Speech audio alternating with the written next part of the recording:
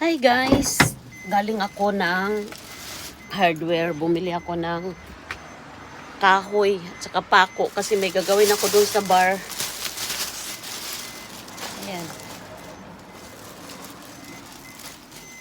Ito pakita ko yung binili ko. Ayan. Kasi maliwanag yung ilaw sa mise. Gagawan ko siya ng paraan. Umuwi muna ako sa bahay pagkatapos hardware kasi kinuha ko yung lagari. Ayan, tsaka pako. Bubuksan muna natin yung aircon. Tapos,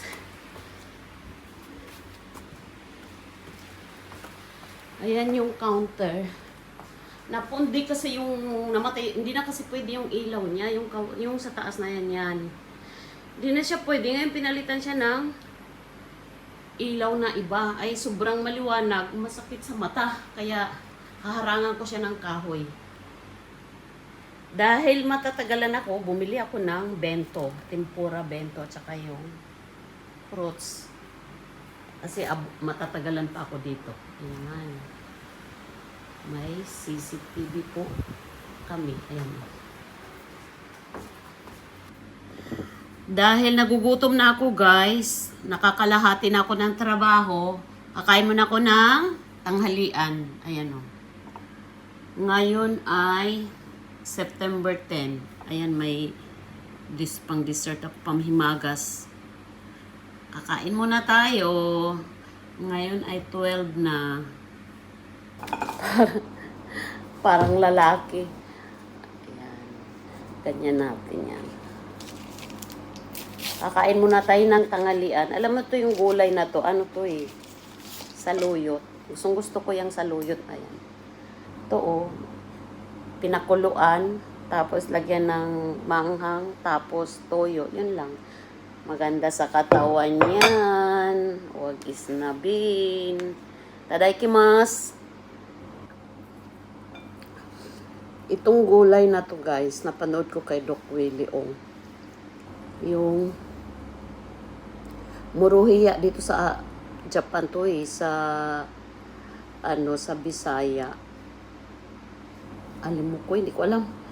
Nakalimutan ko. Yung dahon niya ay may laway-laway. Number 1 daw tong nakakagaling sa cholesterol, sa high blood. Pero kahit hindi yan nakakagaling sa cholesterol, high blood, gusto ko talaga itong gulay na to. Lalo na sa mainit na kanin. Pakuluan mo lang siya. Ito. Ano ba to sabi? Tagalog tong gulay na to. Ayan.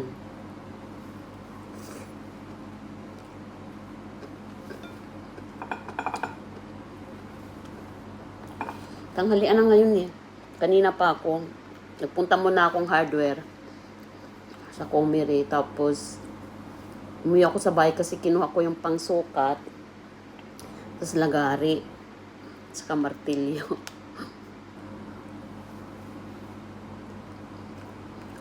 Kasi guys, pag hindi ko naharangan yung ilaw, masakit sa mata sa customer. Pag nasa counter yung customer, masyadong maliwanag. Ngayon, napundi na kasi yung ilaw na yan. 18 years ago na kasi yung ilaw na yon.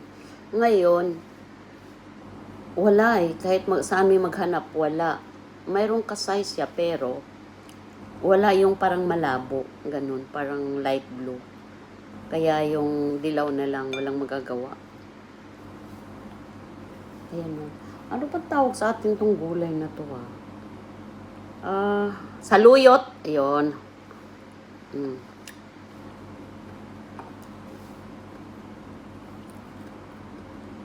Muruhuya dito yun eh. Bumili kasi ako ng isang tali, nasa maliit konti lang, nasa 50 pesos.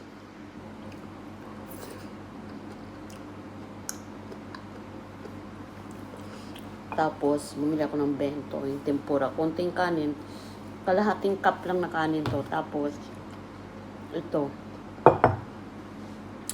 tapos tubig. Ang tanghalian ko ngayon ay nasa 500. Ito lang yun. Mahal dito pagkain Japan.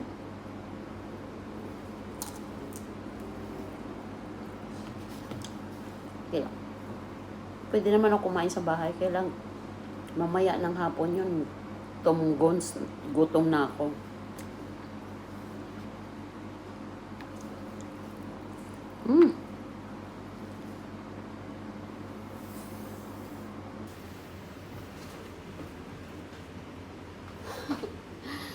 May gagawin tayo guys, tong counter. Wait lang, susukatin ko muna.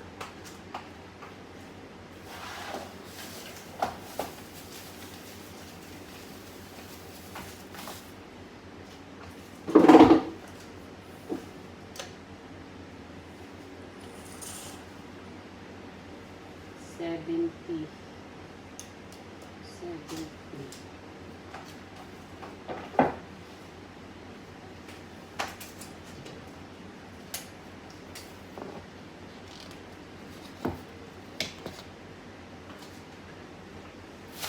Kala mo, ano talaga eh, karpintero eh, no?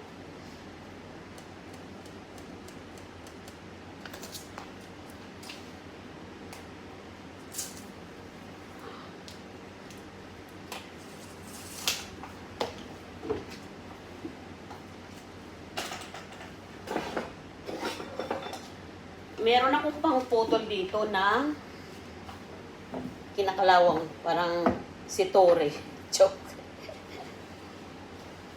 Puputulin natin to.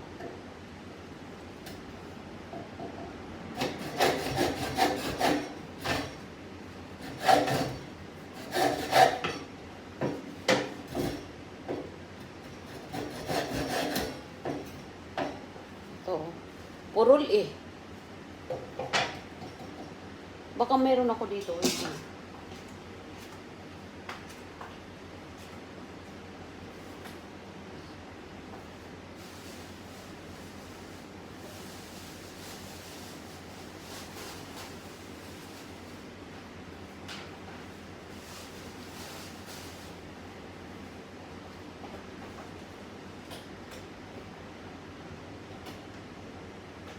Martilyo lang ang nandito. Ay, naku. Pupanay, wala magkatulog.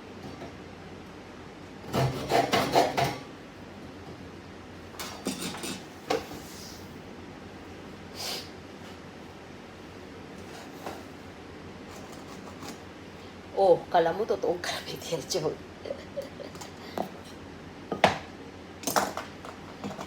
Dalawa kasi siya.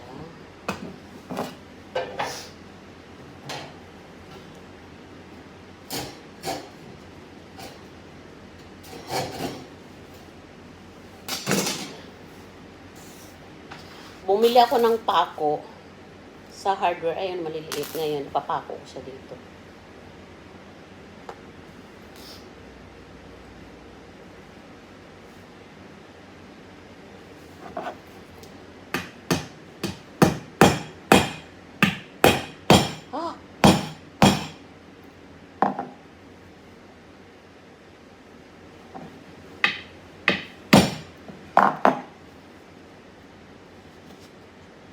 Tapos, dito ulit. Pag ganun kasi, kaya dito ulit.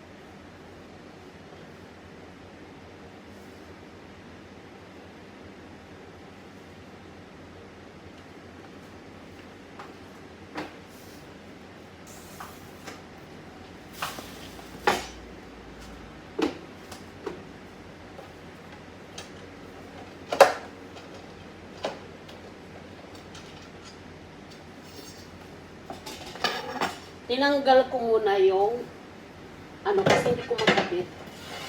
Pag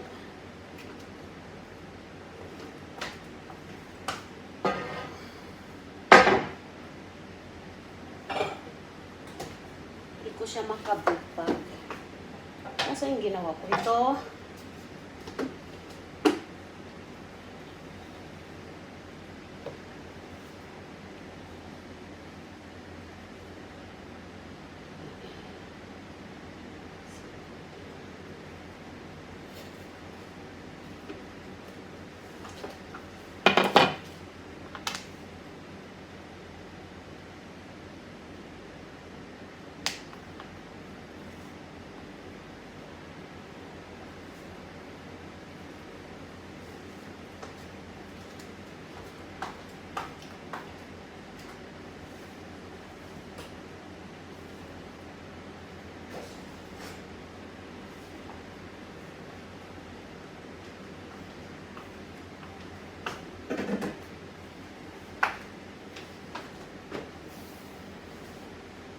Guys, yung ilaw. Ayan o. Kaya lang, pag sa gabi, maliwanag masyado.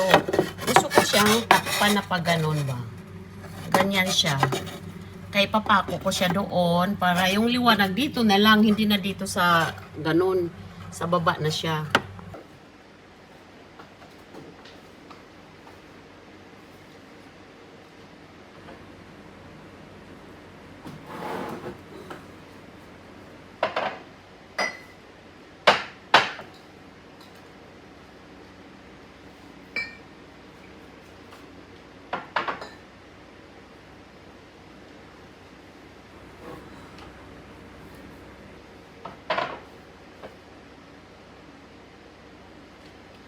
Mukhang maliwanag pa, guys. Ay. Tingnan ko nga.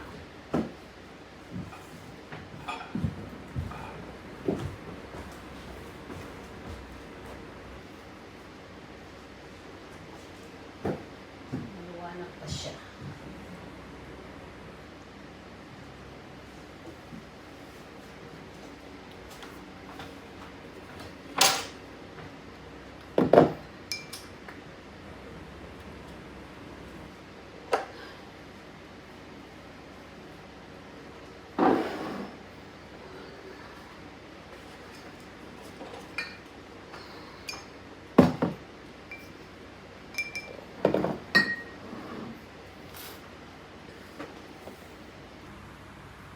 Temporary lang muna, guys, yan kasi hindi ko maipako yung kahoy. Matigas yung pagpapakuan eh.